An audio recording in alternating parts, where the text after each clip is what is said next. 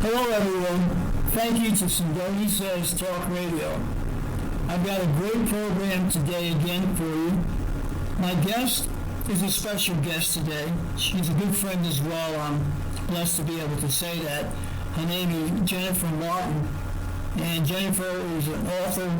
She's a teacher, media host, Huna practitioner, videographer, and a health researcher.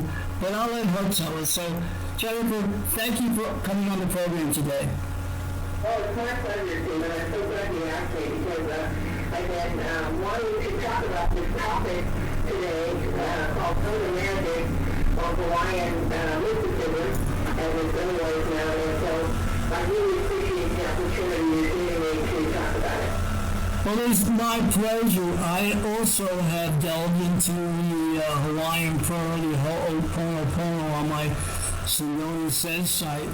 I even have a page that's dedicated to that prayer. So I am on the same page as you are, and I'm excited today for myself and the listeners to learn from someone who really is knowledgeable about the subject. So I'd like to start my first question, if I may.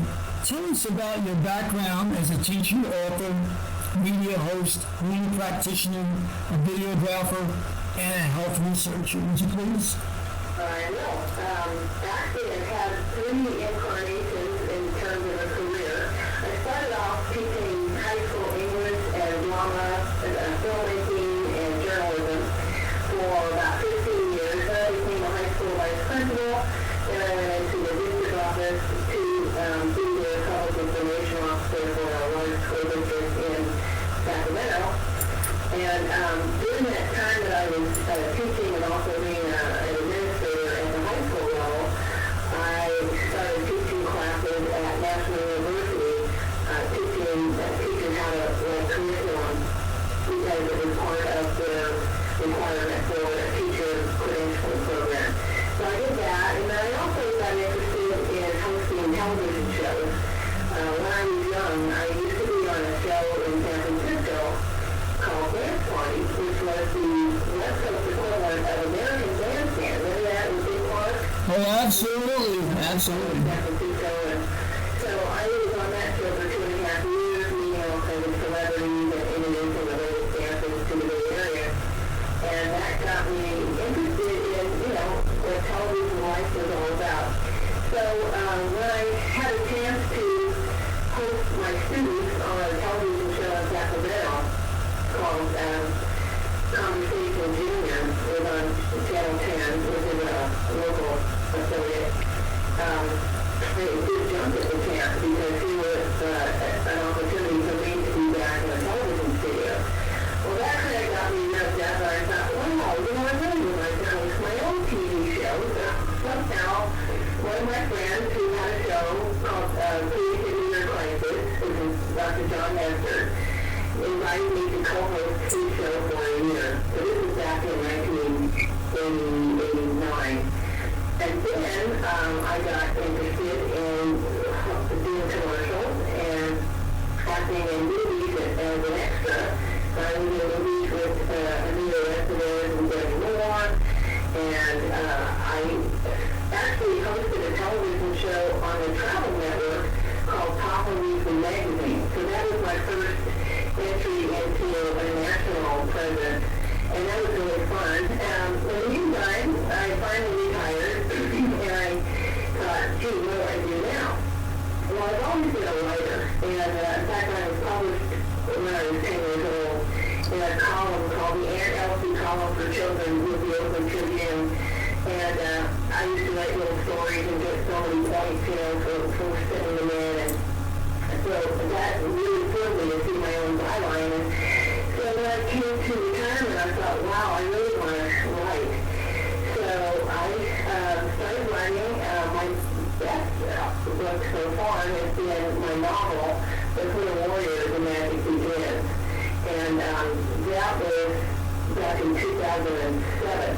I also wrote a book called The Angel Speaks, Secrets from the Other Side, that came out in 2000. And then my latest book is Psoriasis, A Love Story, which chronicles my 25 years for a search for a cure for psoriasis. And so that came out 2 years ago.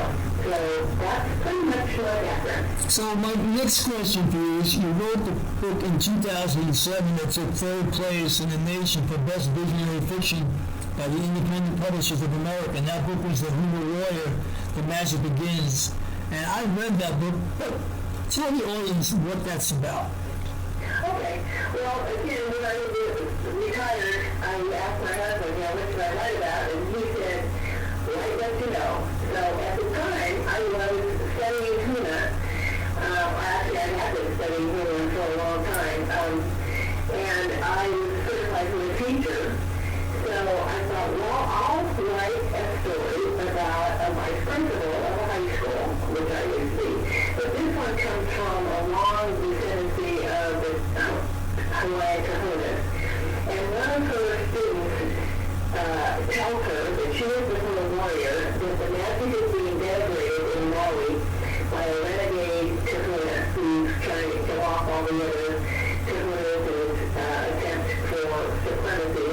And so she has to learn the magic overnight, fly over to Maui, and stop this guy. Well, if you know anything about the Huna philosophy, it mainly hurt no one. So as a writer, that was kind of hard for me to figure out how am I going to have her, get this villain when she can't really give him any harm, do no harm. So I enlisted the help of sharks, let's put it that way. Got you. Now, what exactly, for the listener, is Huna? Well, Huna is a Hawaiian word for secret. Kahuna is the keeper of the secret.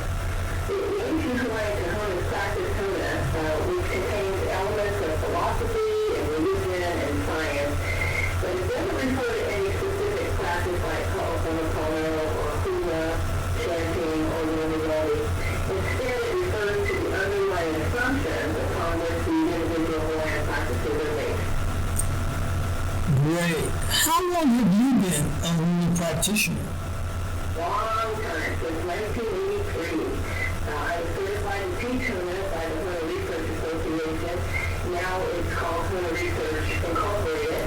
And it was started by Max Fried, who actually invented the term Huna in his book, Recovering the Ancient Magic. So who exactly was Max Fried? Well, Max was actually an English teacher, like me, who arrived in Hawaii in 1917 to teach in a private school.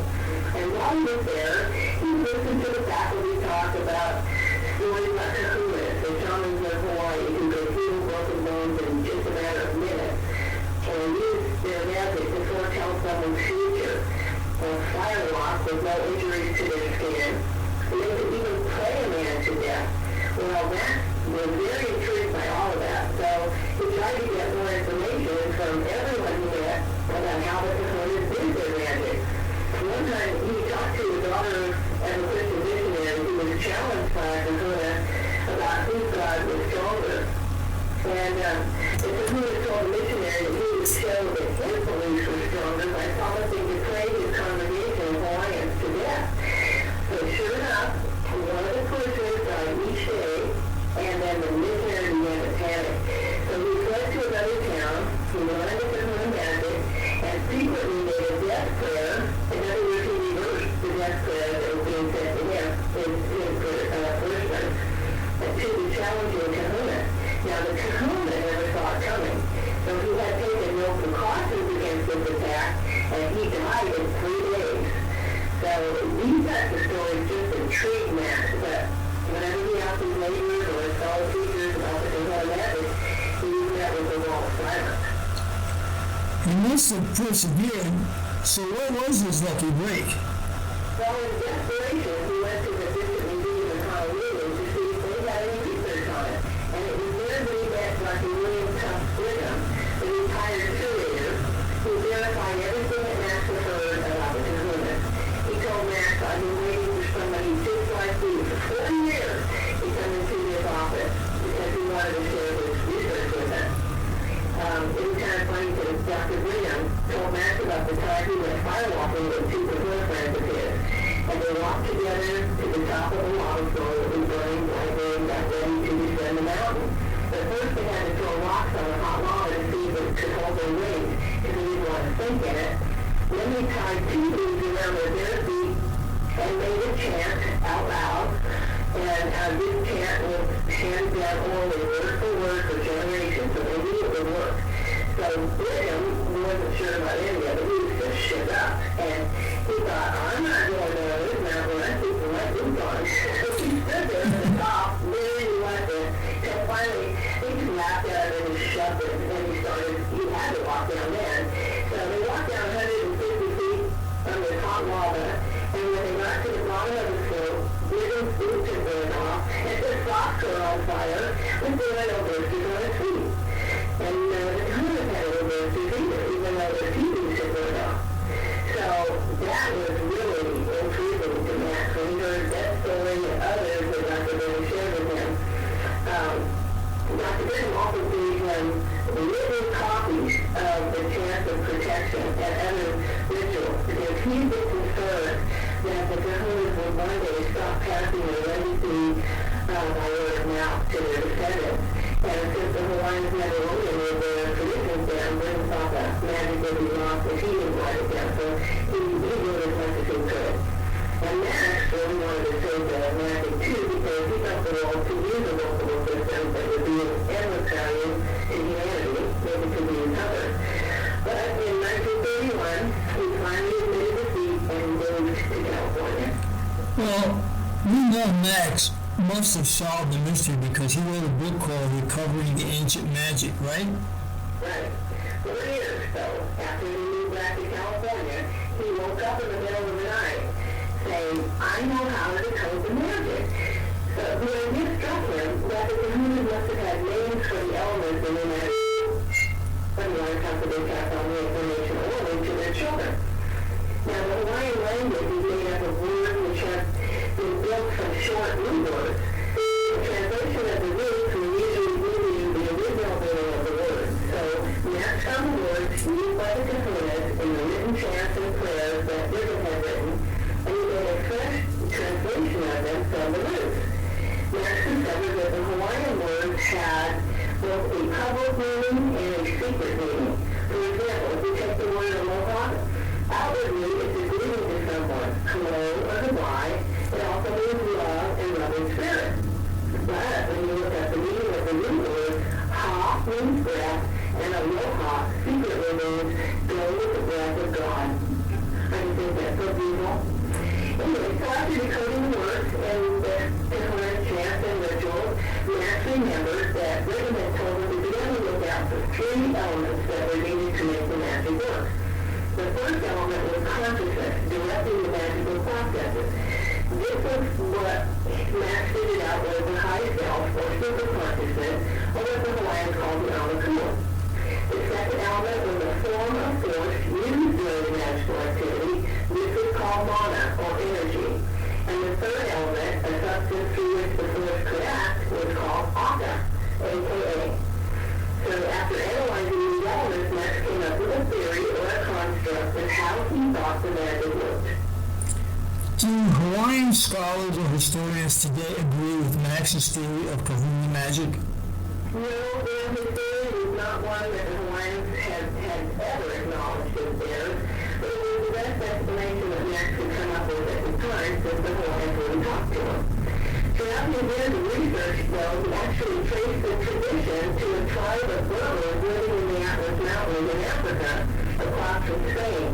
And they possessed a great knowledge of magic, and their tribal traditions indicated a migration westward from Egypt. So it was an ancient system of psychology and associated religion that was found outside of Hawaii as well. Actually, Max thought that ancient tradition was originally well known because he found many parts of the Old Testament, from Genesis on, where Huna teachings were mentioned, and accounts of miracles performed by initiates who used the same knowledge. In fact, Max wrote a book called What Jesus Taught in Secret because he thought that Jesus was a kahuna or keeper of the secret.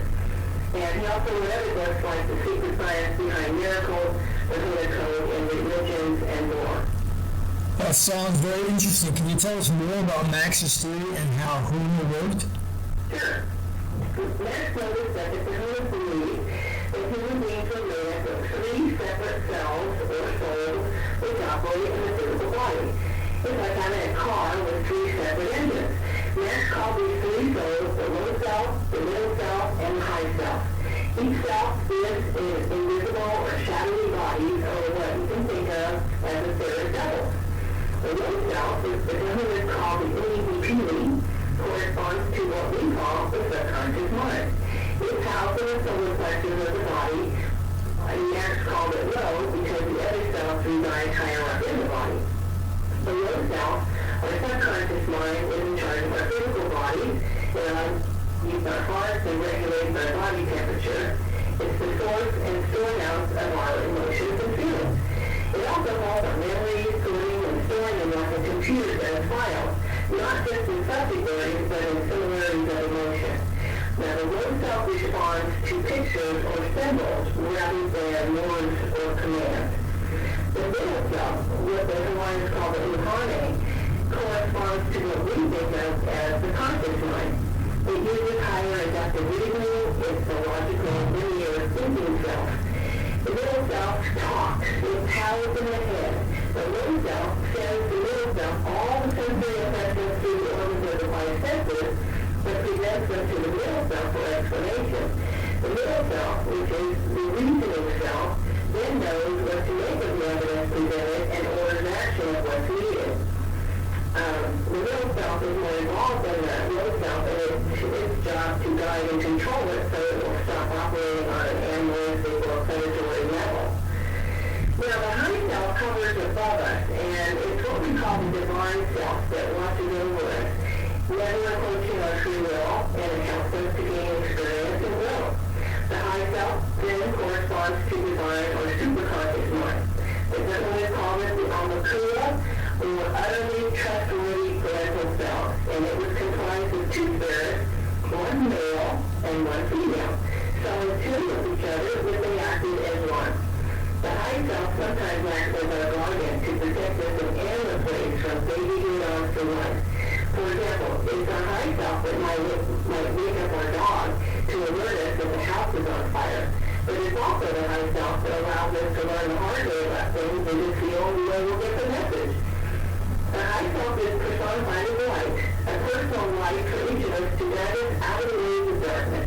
It's connected to the solar plexus in the body by a thread of the aka, or invisible shadowy body stem. And it's under some compulsion to let the lower solar plexus by its free will and learn by experience, and unless they desire and request guidance and help from the high self. However, should the high self not be able to bring about the condition requested in prayer, it could, at its own discretion, carry the prayer on to still higher beings through a collective known as the Pole Amakua, or what we think of as the Oversoul, the great company of beings who are ready to do everything they can to help us out. Okay, so how do these three cells, the lower, middle, and high cells, interact with each other? You mentioned it's like three engines in one car, right? Yes, but there's an even better analogy that I found in a book by Romero. It's called Huna, the ancient religion of positive thinking. Romero compared it to a house with three levels. So on the ground level, that's where the middle self lives. And it can see out through the windows, but there are obstacles in the way like drapes and doors. Whenever it experiences two senses, it sends on the telephone line down to the basement, and that's where the low self or subconscious mind resides. The low self is like a computer recording everything the middle self experiences and feels. And the Amakua, the high self or superconscious mind, resides in the attic, which is completely made of glass, so it can see out, it sees everything, and knows everything. When the three selves are in alignment with one another, the human being's life works well.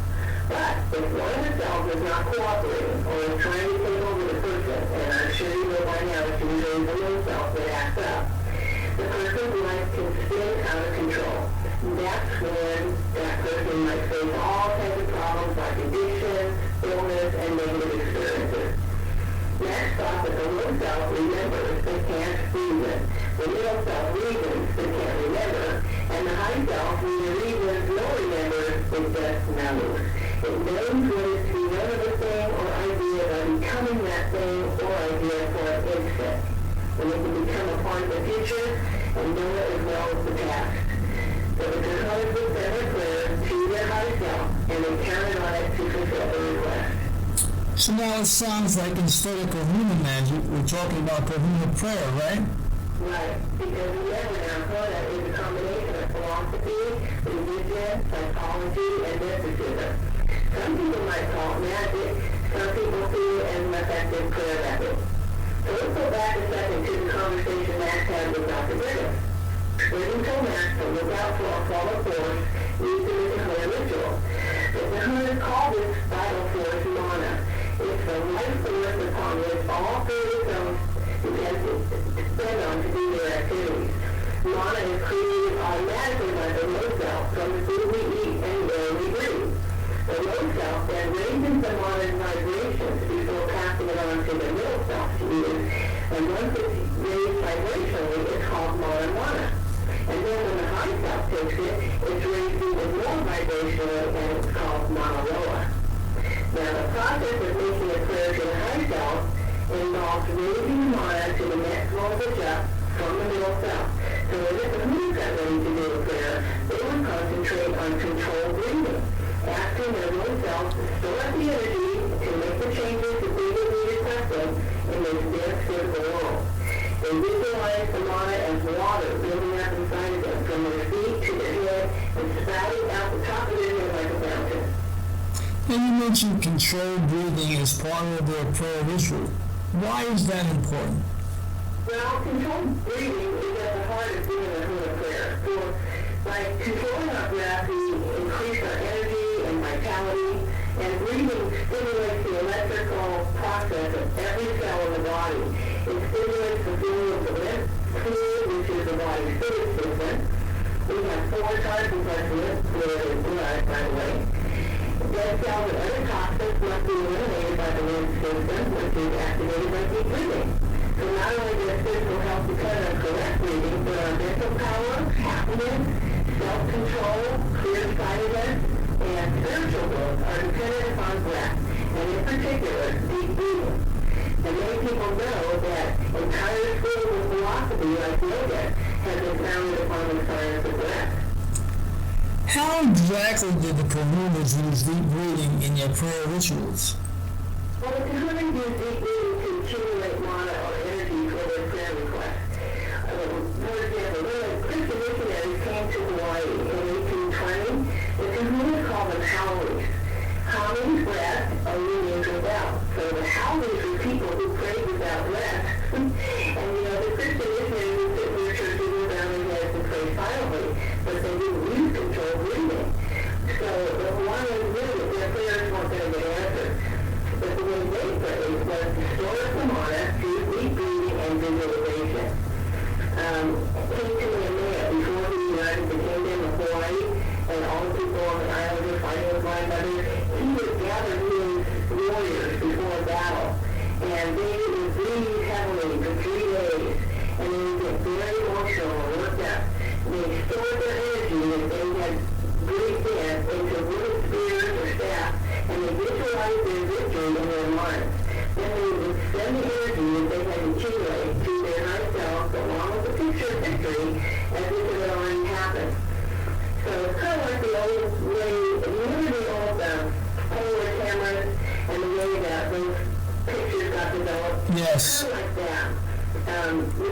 The conscious mind thinks in pictures. So you have the low self sending energy or one of the chemicals to the high self to develop their photo of the way you want reality created. So you're actually extending energy to your high self so it can make changes in this world. That's the long thought that when you learn to accumulate a surcharge of mana, it was possible to create miracles, which ranged all the way from slow and simple healing to truly instant changes in bodily tissues and even the fabric of the future. In my novel, The Little Warrior, that it begins, one of the main characters who's been kidnapped and was starving actually gathered energy from the mana that had been stored in the stones of the building where he was being held, so he saved his own life. So mana is a vital key to creating an effective Huna prayer. It sounds like making a Huna prayer is easy, but there's got to be a secret to it, right? Well, you're right again. There's a huge secret attached to it.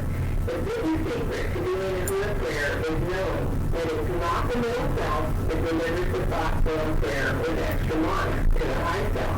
It's the low self that delivers the prayer to the high self. That's the biggest discovery in Max's research, which he uncovered and shared with the world. He believed that it was also a secret that was taught in the ancient mystery school in Egypt.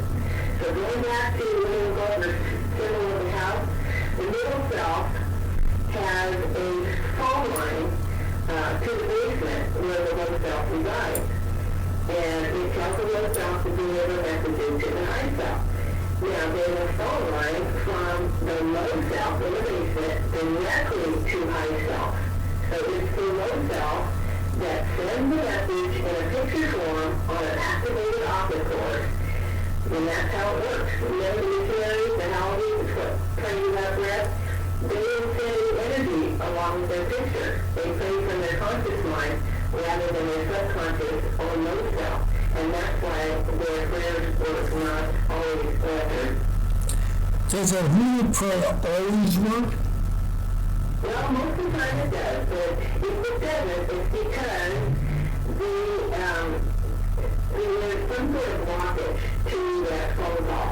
And Huna always emphasized in their teaching that if the low self had a complex of sin, guilt, doubt, or shame, or a lack of self-worth, it would not deliver the prayer. It's like there's a knot or a tangle in the phone line and the message won't get through. It's blocked. Bruce Lipton, in his book, The Honeymoon Effect, says that for our first 7 years, we are in beta or the hypnosis mode. Our subconscious mind is being programmed by all the rules we observe in our parents, our culture, and our community. That's the SONA program we live by. So if our parents say, candy is bad for us, and we eat candy, what happens? Well, we may feel guilty about it. If our religion says lying is sin, and we tell a lie, we may feel shame. If we use its force and are told by our culture that winning is everything, we may develop a feeling of worthlessness. So it's the feeling of unworthiness which is housed in the low self or subconscious mind, and it's a huge factor in preventing a prayer from getting true. In his book, The Biology of Belief, Bruce Lipton states, when it comes to sheer neurological processing ability, the subconscious mind is millions of times more powerful than the conscious mind. If the desires of the conscious mind conflict with the programs in the subconscious mind, which mind do you think they win out? You can repeat the positive affirmation that you're lovable over and over, or that your cancer tumor will shrink. But if as a child you were over and over that you are worthless and sickly, those messages programmed in your subconscious mind will undermine your subconscious efforts to change your life. So now, how did the Hawaiians work with the lower self to release all the feelings of doubt, guilt, and unworthiness so their prayer would go through?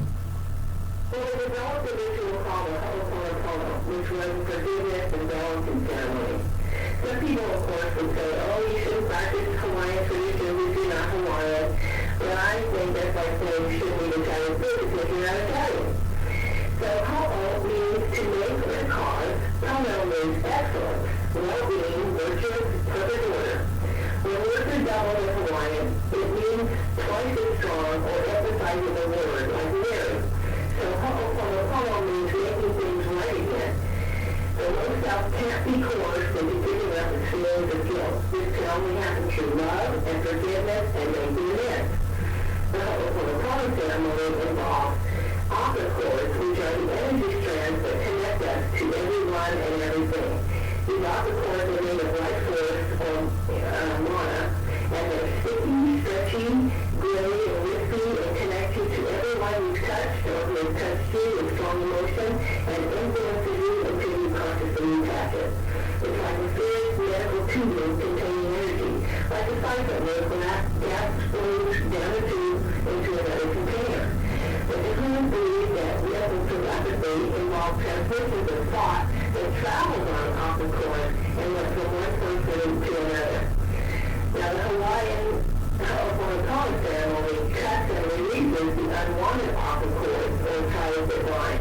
But by using your hands as an imaginary scissors or a knife, you can actually pull and cut away these cords from your body. If you hate someone, you're actually binding them to you with your hate of them. So cutting the opposite cords between you frees you as well as them. The Ho'oponopono ritual helps you let go of any negative ties that you have with anyone, past, present, and even the future. There's a great Ho'oponopono ritual written by the kahuna, Mona, and Simeona, which I've used it really works. You want to hear it? I would absolutely love to hear it. Okay. Well, the way it works is it's actually supposed to have two people, but you can do it by yourself and taking the role of the person who wants forgiveness and the forgiver. Okay? But it starts off like this. Divine Creator, Father, Mother, Son, God, if I, my family, relatives, or ancestors have offended you, your families, relatives, or ancestors, in thoughts, words, or actions from the beginning of our creation to the present, humbly, I ask you all for forgiveness for all my errors, resentment, guilt, shame, hatred, hurt, trauma, pain, offenses, blocks, and negative words which I have created and accumulated from the beginning to the present. Please forgive me. And the response is, yes, we forgive you. And then the person takes water and sprinkles it onto the person who asked for forgiveness and says, well, let this water cleanse, purify, and release us, offender and offended, from spiritual, mental, material, financial, and karmic bondage. Pull out from our memory bank or computer all the unwanted negative memories and blocks that attach, knot, tie, and bind us together.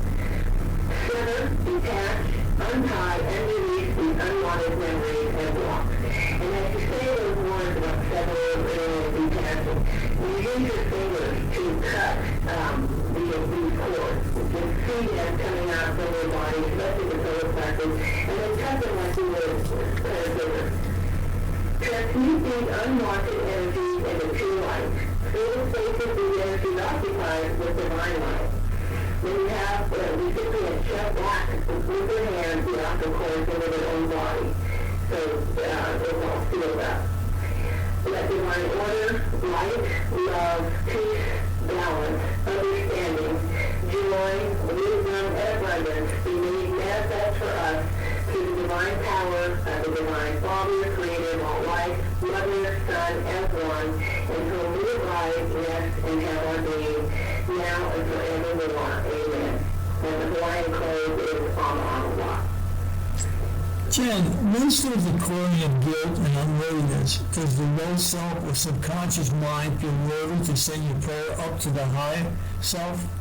Yes, if the soul mind is untangled and your message cannot go directly to the high self. And remember that the Ho'oponopono in the healing ceremony, as Gary Leonard writes in his book, The Disappearance of the Universe, all healing is the result of some kind of forgiveness, and all forgiveness leads to self-healing. By the way, I incorporated the Ho'oponopono into my book, The Romero, so when people read it, they'll be able to perform their own Ho'oponopono ceremony. Can you take us through the steps to formulate a Huna prayer? Sure. Well, first you have to decide exactly what you want. And also remember, your request must not do harm to anyone. Then you ask the cooperation of your true self. So you relax your body, your inner self, and the conscious mind, and you ask your higher self to draw itself near you. Next, you say to your low self, please hold on to the energy that we're about to accumulate for a little prayer. Then you do a breathing technique, which is known as the Hawaiian ritual. This involves 10 sets of 4 breaths with a pause in between so you don't hyperventilate. So just breathe in through your nose and out through your mouth 4 times, take a pause, and then do it again. So it's a total of 40 breaths. So as you're doing the deep breathing, visualize yourself building up mana or energy in the form of water, filling up the fountain.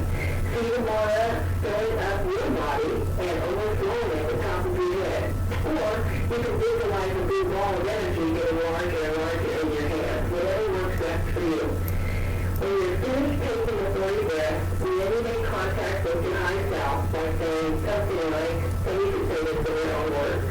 Blessed Spirit, who dwells in the realm of light, I call to you. May the perfection of your level of being be reflected in my level of being. I also ask that you lead and guide me in all this being done. I ask that you take an active part in my life. May your power create for me the good things I ask for, first in your perfected realm, and then cause them to appear as realities on my physical level. Then you make a mental picture or thought form of a desired condition, and you add as many specific details as possible. So let's say you want a new car. You visualize the car. What color is it? What does it sound like when you're driving down the highway? See yourself writing a check for the down payment. Make a mental movie of the whole transaction, especially including your emotions of excitement, happiness, gratitude. When you say, this car is what I truly desire, I feel a deep emotional need for it. You repeat this request 3 times with as much emotion as possible. For example, let's say you're in need of money. You might say, I received a financial windfall right here and now with only big consequences. And then you see yourself as already having obtained the money, and you feel yourself overjoyed and fulfilled because your request was answered. Then when you send a thought form to yourself, telepathically to your high self, say something like this.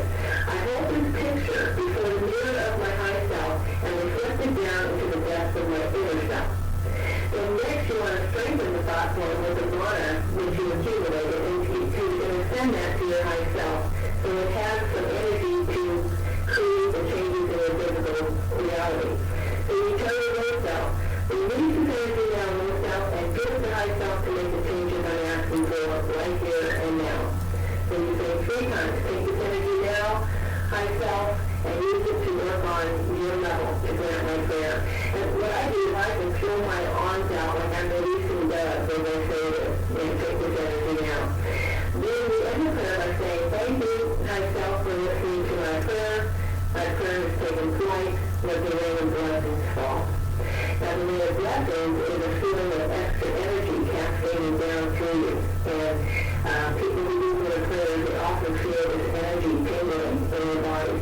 What I've noticed also is colors are brighter and everything seems clearer to me, maybe because of all the oxygen intake to it. But the main thing is to have a strong belief that this prayer is going to happen, and be sure you thank yourself for cooperating in delivering the prayer.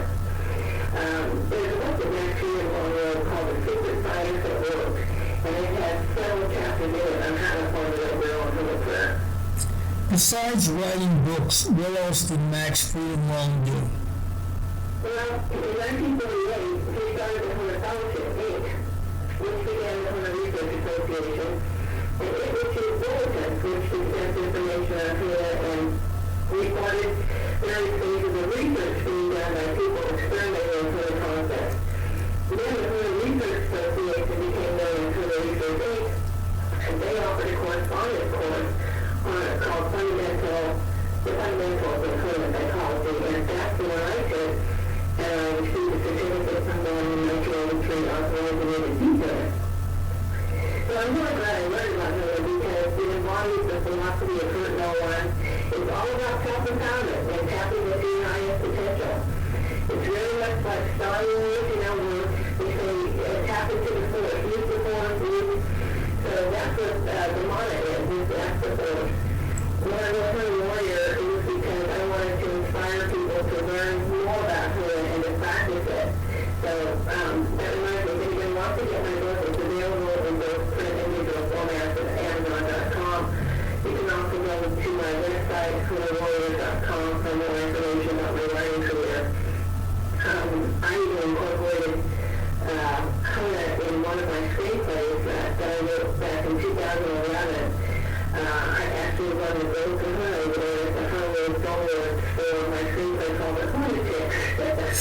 These days, about 3 teenagers in Maryland wanting to become Kahuna, so they were crazy about Huna, so I called them Huna Chicks. Did Max Friedman ever explain what the overall goal of the Huna tradition was? Yes, he did. We saw it as the integration and harmony of the 3 selves. he thought that the low self would eventually evolve into a middle self, the middle self would grow into a high self, and the high self would eventually become part of what people call the oversoul, or what the Hawaiians call the kahuna. So all individuals, he thought, would all evolve. But you know what? Using the Huna system of self-empowerment, humanity itself will evolve harmoniously and be transformed for the better. Well, I have to thank you for sharing this with me. That was sure a mouthful for you to convey with us, and you did an eloquent and very articulate and intelligent presentation of what it means to be a Huna warrior. I encourage everyone who's listening now to read Jennifer's book. I was fortunate enough to have read it, and I couldn't put it down. I read it. I spent the whole day just reading it. I blocked out all my time to only read the book, so it was that worthwhile for me to do that. And I encourage anyone to get the book and to be able to understand this Hawaiian practice. Jennifer, I want to thank you very much for taking this time today to share this with me. So what are you up to right now? What are your present things that you're doing right now? Well, I live in a community of retired folks. There's 5,000 people in my community, and I started a club for them called HEAL. It stands for Health and Environmental Alliance, and we meet monthly to learn about new things going on in the environment as it affects our health. And we, cover information such as GMO foods or electromagnetic frequency, the danger of, and all kinds of things like that. So I've been doing that, and enjoying retirement, I'll tell you that. That's good. So what's next for you? Is there some project on the horizon that you can give us a little glimmer information on? Actually, I don't have any writing projects right now. I have been working with galacticconnections.com, helping Alexander Readers secure guests for a radio show. And, just kind of doing my thing. Well, you're doing it very well. Well, the Spirit will lead you in whatever direction you need to be. So you're always where you're supposed to be in my mind, and I'm glad that you're here on Sigourney Says Talk Radio, so that way the listeners can learn something that would be beneficial for their ascension process. Is there contact information where people can get a hold of you if they want more information? Well, you can go to my website for more information on Huna. It's at hunawarrior.com. If they want to email me, I'm at jimmartin@surewest.net. Well, that's great. So is there anything else you'd like to share with us today? Only to tell people if you're not using Huna, they're working too hard. Well, I want to thank you, Jen, for taking this time to come on Sigourney Says Talk Radio. And I am delighted to have been a part of this show. I think this is the first time when you've actually laid it all out completely. Is that not correct? That's correct. Well, I am very honored that you've done it here with me on Sigourney Says Talk Radio. So I want to thank you and the listeners for tuning into the program. And if you like what you're hearing, just pass it on and tell someone. So again, thank you. Till next time, this is Stephen Sigourney signing out.